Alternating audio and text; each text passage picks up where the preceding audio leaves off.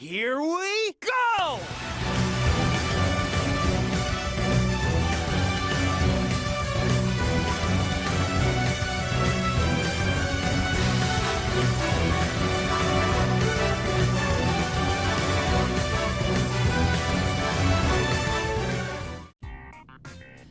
Hey everybody, what's up? This is GamerBlank90, and welcome back to my Sonic After the Sequel playthrough series. In this video, we're going to be checking out what I now know is the Technology Tree Zone. But before we actually do get into that, I need to first point something out. You see your boy's new colors? One of my fellow community members who helped me run my Discord server has been gracious enough to apply a brand new coat of paint to my gameplay overlay, and to my logo, and to a handful of other things that I used to make my content. And I gotta say, I really appreciate his work. I love this new overlay. I think it looks amazing. For one, we got not one but two Sonics lounging out on the side of the overlay and the bottom right. I mean bottom left, sorry. Well, everything is kind of inverted for me, seeing as I'm technically looking at the overlay from a mirror's reflection. And of course my social media is all linked at the bottom, and you might notice my new little hashtag up there on the top called Blue Blurs for Life. Yes, that is something I've decided to coin, and it's what we're gonna go with. Hope y'all don't mind. But anyway, Technology Tree Zone. Is that an oversized pipe from chemical plant? And what were all those dings that were going off? Like, I don't know if we're setting something off now. Wow, hold up. The color of the background is looking more and more, well, not background, excuse me, but the foreground is looking more and more like a tree, and it's changing color rapidly. That's so cool. Oh, is there a platform in here? Yes, it is. We gotta go up here. Yeah, now, this playthrough might be a bit on the slower side because I've never ever been to Technology Tree in my entire life. I think I said this in my last video, but after the first act of Foliage Furnace, everything I see here is completely foreign to me. And this level is on that list. But I gotta say, this looks freaking mind-blowing. Like, a lot of Sonic levels do, to be fair, but some just stand out more than others, and I have a feeling I'm gonna like this one. At least, whoa!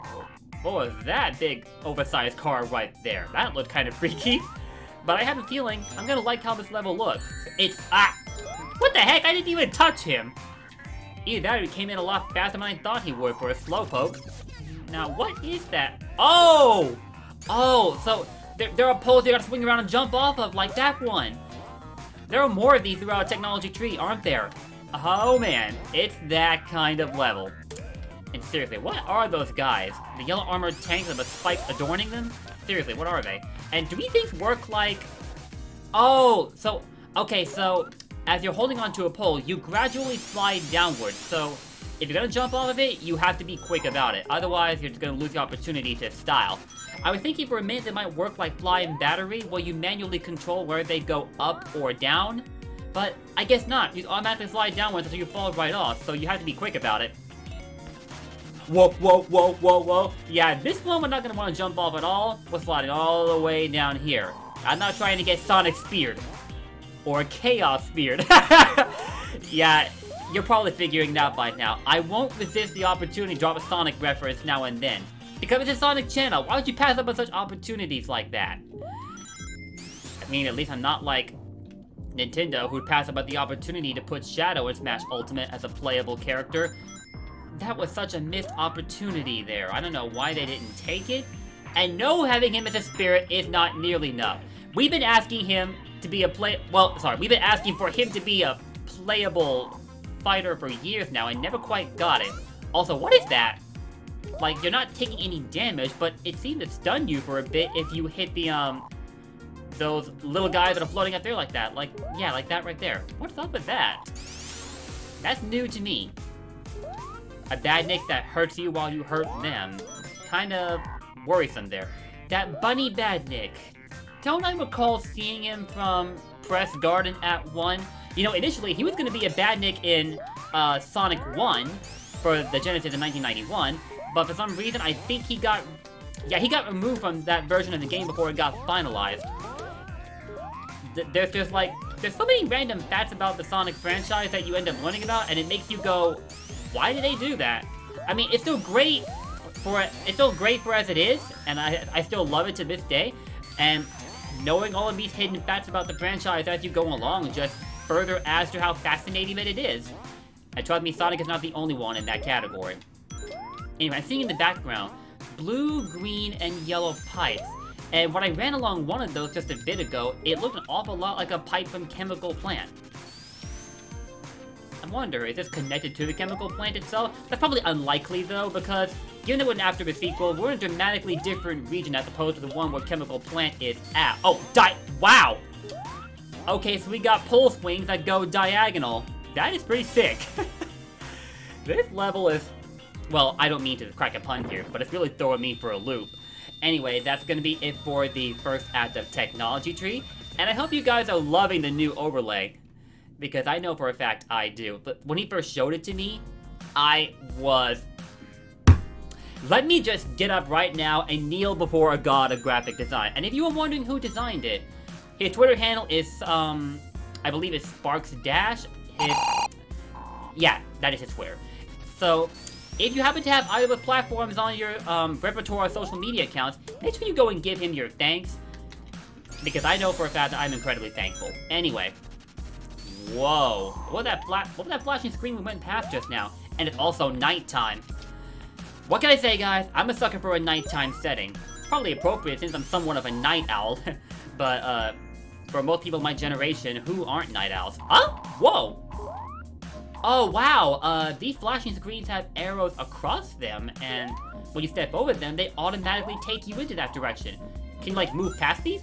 Oh, you can move past them, but you just stand still or move to the right, it'll end pushing you back. I thought for a minute you couldn't go past here to begin with, but apparently you can run through it and basically bulldoze your way through it, so that's nice to know. And now we have a spike shield. Yeah, this shield is so convenient. It just zips you down to the ground whenever you use it, and all without disrupting your momentum. Like, look at that. It's basically like a buff drop dash with a shield. That is incredible. Like, you don't even need to charge it as you drop down to the ground. You just double jump and boom. You get to enjoy all the benefits. This is sick. It's a shame I hadn't finished after the sequel up until now, but I may have said it plenty of times. I wanted to save my first complete playthrough for all of you to see. Okay, for a minute there I thought it was a fireball, but apparently there's pollen flying across the screen in blue and yellow dots. At least I want to say it's pollen or something similar to it. We are playing in a level based on a tree, so that's possible. And while we're admiring the scenery, those mountains you see in the background, I think those resemble the Azure Lake multiplayer stage from Sonic 3. I really think it does. And I barely ever touched the multiplayer at all because I didn't really have anybody to play it with myself. But I did check out the levels now and then. And oh yeah, that guy had spikes on his back, but I think the spike shield takes care of that little aggravation.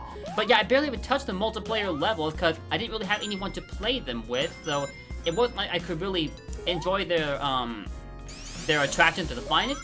There was a ghost mode where you could race against the ghost if you wanted to be technical. But even then, multiplayer just isn't multiplayer without actual people to go along with it. Whoa, what is that UFO doing there? What is going on? Don't tell me that guy's about to send... Ah! I just saw a targeting reticle! What? Hey, I have a spike shield and I somehow lost it to that guy? How? Holy crap! That guy is trying to let us have it. We need to get out of here fast. No. Oh god! Ah! Well, okay. The bright side is it looks fairly easy to avoid, so... Ah! Sonic was refusing to jump off that pole. I was like, Sonic, what are you doing? Are you trying to get shot? Yeah. Sonic! That was exactly what I... Oh god, no. Sonic! I keep mashing the jump button and he just will not let go. Sonic! Like, are you like trying to die? Alright, I think I have an idea. There, okay. That should help me to shake it off without putting myself at any risk. Okay, we have another ring. Whew! Well, that was That was concerning, and oh god! Those guys that put you in hit stun, if you hit them yourself, those will really endanger you when you're dealing with that oversized UFO in the background. Now I know what threat to them! No, no, no. You are not going to use me for target practice. Go somewhere else, pal! Woo! Whew. Whew. Okay, please save us at the end. Please save us at the end. Please! Thank you, God! Oh, wow. There's a cannon to the right there, but totally takes the UFO out. Thank goodness. I wonder who came in on the save, though. Was it Mighty? Because I think he was... Yeah, he was definitely helping us through Foliage Furnace, in particular Acts 1 and 2. And then he came in right after we took out the boss. Was that him that fired the cannon, or was that somebody else that might make an appearance in this game that I wasn't aware of? But wow! That second act gave me quite an adrenaline rush. Alright, let me, I forgot, I don't have the insta-shield. I don't have the insta-shield. I had drop dash, spin dash, and super peel out, which feels next to useless in this game, honestly. It doesn't give you any kind of a speed boost at all. What's up with that? But I had all of that except the insta-shield. I have to keep that in mind. Thank goodness spin dashing still works. Go away. You know, it's funny, but Sonic, before he was a hedgehog, he was initially going to be a rabbit with blue fur, and I think a red bow tie. And it figures I wouldn't be able to attack that guy from the front because of the spikes adorning his side and his front. That is so annoying. But yeah, initially he was going to be a bunny. Imagine how differently the Sonic franchise would be if that actually came to pass. I mean, I probably still would have liked it, but let's face it, I don't think Sonic would have worked as well if he were a rabbit. As a hedgehog, I know it kind of contradicts logic for a hedgehog to go at supersonic speed because hedgehogs are actually among the slowest creatures in the world. But this is fiction. You don't always have to abide by the rules of non-fiction or to make for something really, really awesome, like this little blue guy right here. Sometimes you've gotta let your imagination run wild, just like everybody who makes these fan games does. Was that an oversized ring I just picked up there? And can I attack that guy? Of course I can. He looked a little bit like that monkey badnik that you traditionally see in Emerald Hill in Sonic 2. Oh, that's not a pole Sonic can swing off of. But this is one where... Oh. Am I actually supposed to go up? Oh, I am supposed to go up. Alright. Let's take that guy out. Stop monkeying around, please. Whoa, the moon up top. Oh my god. And the stars coming from below. Is that stardust? Holy crap, that looks godlike. Look at that. You can't really see it. Excuse me. You can't really see it that well because it's like behind a tree. But, wow. I did say with sucker for nighttime levels, so you are going to see me stop and admire them an awful lot.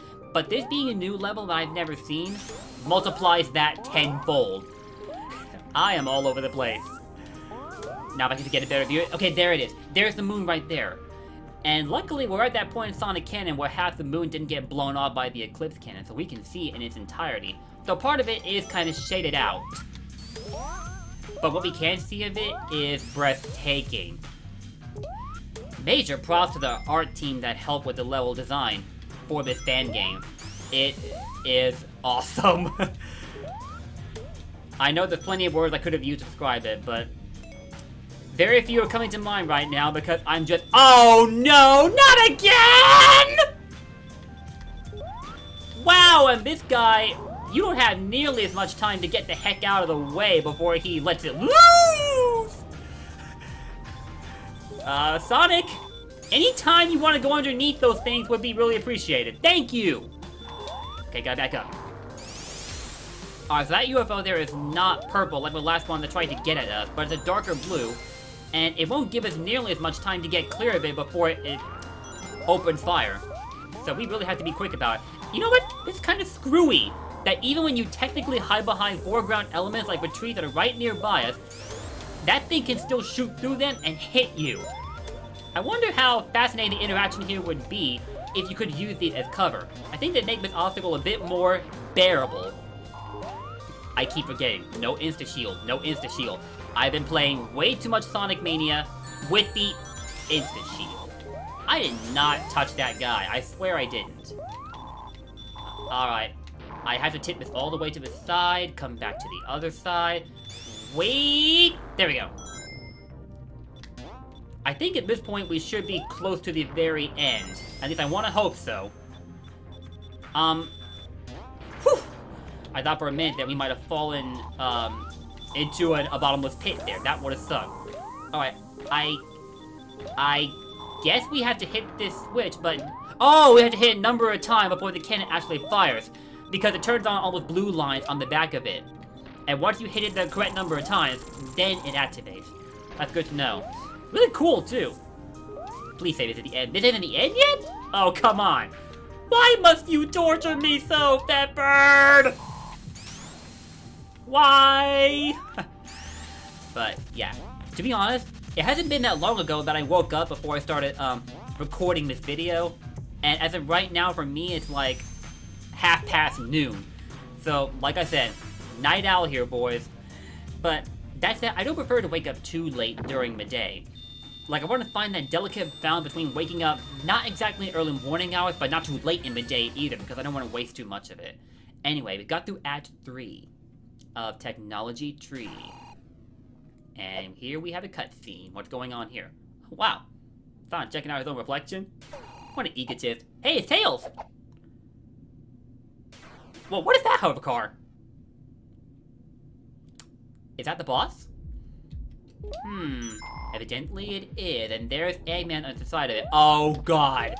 You would give me a before the sequel vibes with this boss. You see those projectiles skidding along on the ground there? This same thing happens with another boss in before the sequel, except when you hit Eggman, they seem to actually go away. Well, most of them anyway. Yeah, that... Oh god, flying battery, no way, no. Is that shield gonna go down after that cannon fires? No, it does not. Do I have to attack that thing? I don't think I can... Wow, that thing lasts for a long amount of time. I don't think I can reach it, though. And of course I wouldn't be able to attack him while that shield is up. Luckily, when you run all the way to the far right of the screen, it doesn't bounce you backwards, like some side-scroller boss like this would do. Which is good, because at least you won't get knocked into that laser blast. Alright, am I supposed to do something here? Or do I have to just hold out? Ugh.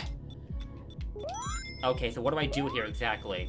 Like, do I have to keep avoiding the cannon blast for until something happens?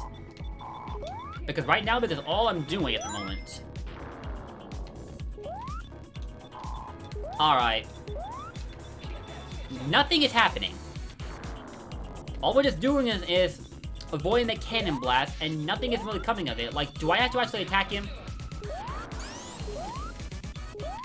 I feel like I'm missing something.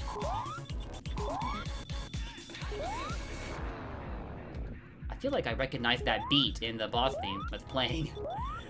I feel like I should anyway. It gave me an It Takes Two vibe, and if you don't know that song, you're way too young. Seriously, what do I do exactly? If I have to attack that thing, the only problem is I can't reach it! And I just now realized the hovercraft gradually goes up and down. Is it going to lower itself enough for me to hit it? No!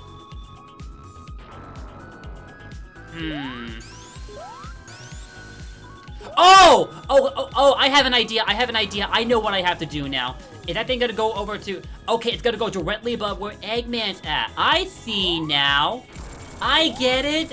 It actually took me a while to figure that out. I'm so sorry. I didn't realize it until just now.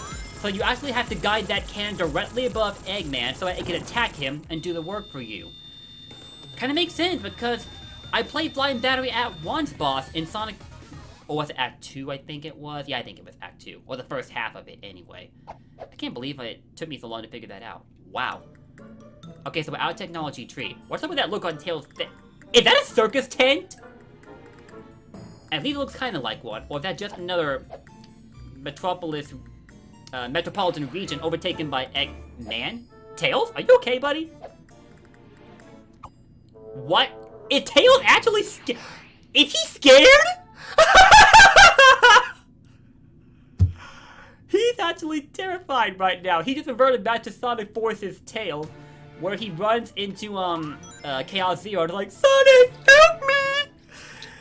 Yeah, that was one of many things about Forces that upset me, but let's not get too far into that. So Moon Mansion Zone. Moon Mansion Zone. So that's what we're going to be looking forward to in our next video. Okay. I mean, got a much better view of the moon right there, but it looks a bit more foreboding. I have a feeling we're running into clowns in this mansion too, and Tails is gonna freak the heck out. That was so funny. That was so funny. Alright, but yeah, that'll do it for this video. I hope you all enjoyed my playthrough of Technology Tree Zone. I hope you enjoyed this video, and I will be back soon, my next video featuring the Moon Mansion Zone in Sonic after the sequel. So on that note, if you enjoyed what you saw, make sure to drop those likes and comments before you leave. And if you want to keep up this playthrough, you need to subscribe and hit that bell icon. I cannot stress this enough. Don't forget to ring that bell, because subbing alone isn't enough anymore. So don't forget that. YouTube, with all those constant updates nowadays, just make processes a bit more prolonged than they need to be. So just trust me, ring that bell. Even if you don't subscribe, just ring it so that you won't miss out on this playthrough. I'm hurrying, Sonic. Don't give me that look. Alright, so guys, I'm out of here. Take care, and later.